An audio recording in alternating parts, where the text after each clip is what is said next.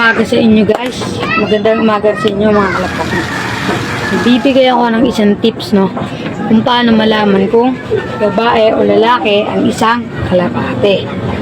So tara, let's go.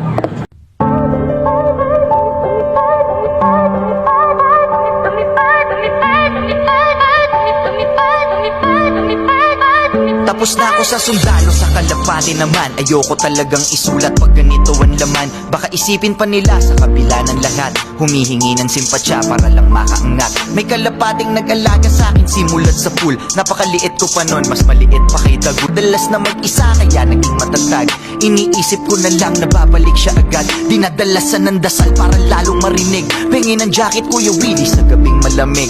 Naranasan na namin ng madalas na matakot. Hindi sa multo, kundi sa tunay na bangungot. Huwag kang mag-alala, mawawala din to lahat. Kasi ikaw ang kalapate na matayog ang lipad. Ikaw ang kalapate, ang iba sa lahat. Ikaw ang nagturo sa akin lumipad. Ikaw ang kalapate, ang iba sa lahat. Ikaw ang kalapate, ang iba sa lahat. Ikaw ang nagturo sa akin lumipad. Kalapatids, dito na nga tayo sa ating laptop.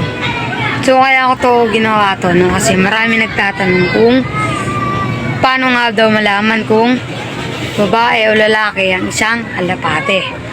So kasi yung iba, bumibili lang ng dalawang kalapate, hindi nila alam para babae nabili nila no.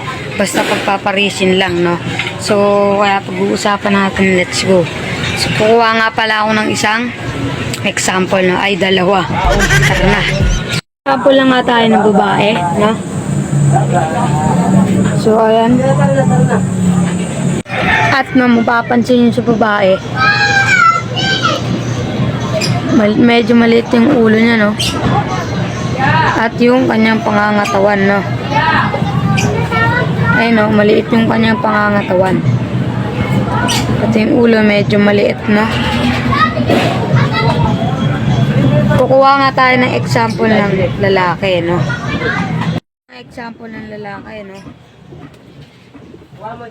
Malaki yung katawan niya, no? Konti. Yung ulo niya rin malaki. Malaki rin konti yung kanyang ilong, no? No? At guys, may isa pang ang paraan para malaman kung lalaki o babae ang isang kalapate. Pag ginanto mo yan, no? Ito, yung paa nila, diba yung paa nila? Yung kanilang paa, no? Kapag pinagdikit mo itong dalawang to, ito, no? Di ba hindi magpantay? So kapag hindi pantay yon, kak, pero pag pantay, hen. No? Hindi siya pantay kasi kak siya, no? So try natin sa hen.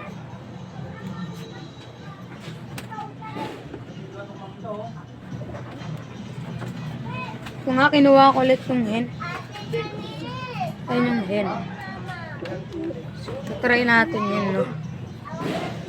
Yun, no? Pantay. Pantay siya, no? Pantay talaga siya.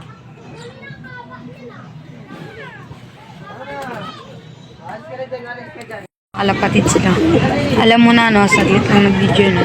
Ganoon lang malalaman kung babae o lalaki ang isang kalapate, no. So, kami natutunan ka sa video na to. Huwag mo kalimutan mag-follow, like, comment, and share. Thank you.